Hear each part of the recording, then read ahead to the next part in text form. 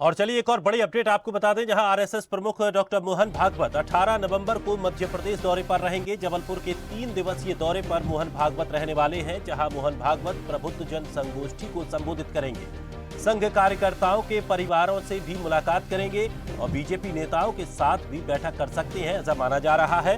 तो मोहन भागवत का अब एक बार फिर से मध्य प्रदेश का ये दौरा रहेगा। 3 दिवसीय जबलपुर दौरे पर आरएसएस प्रमुख मोहन भागवत रहेंगे। 18 नवंबर को मध्य प्रदेश आएंगे। जबलपुर के 3 दिवसीय दौरे पर रहेंगे, जहां प्रबुद्ध जन संगोष्ठी को संबोधित करेंगे। संघ के कार्यकर्ताओं के परिवारों से भी मुलाकात करेंगे और बताया जा रहा है कि बीजेपी के नेताओं के साथ भी उनकी बैठक हो सकती है।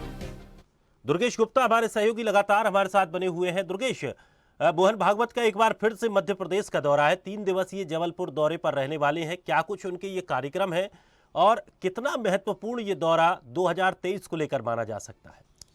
बिल्कुल दिनेश, आरएसएस प्रमुख मोहन भागवत मध्य प्रदेश के 3 दिवसीय दौरे पर रहेंगे। मध्य प्रदेश के जबलपुर में वह जाकर दौरे पर रहेंगे मोहन भागवत। और सबसे अहम बात यह है कि जो आरएसएस के पदाधिकारी हैं, आरएसएस के संगठन जो कार्यकर्ता हैं मध्य प्रदेश के, उन तमाम पदाधिकारियों के घरों से भी मुलाकात करेंगे, घर परिवारजनों से मुलाकात करेंगे और काफ़ी हद तक वह सभा लेंगे, अपने संगठन पदाधिकारियों की सभा लेंगे। और इस संगठन की जो सभा होगी, इस संगठन की सभा में आगे की रणनीति किस तरीके से तय करनी है, 2023 विधानसभा चुनाव में किस तरीके से संगठन को अपनी भूमिका तय करनी है, भूमिका निभानी है, इसको लेकर भी मोहन भागवत निर्देश दे सकते हैं। प्रबुद्ध जन संगोष्ठी के कार्यक्रम में शामिल होंगे। तो कहीं ना कहीं मोहन भागवत का यह दौरा काफ़ी अहम माना जा रहा है 2023 विधानसभा चुनाव के ठीक पहले।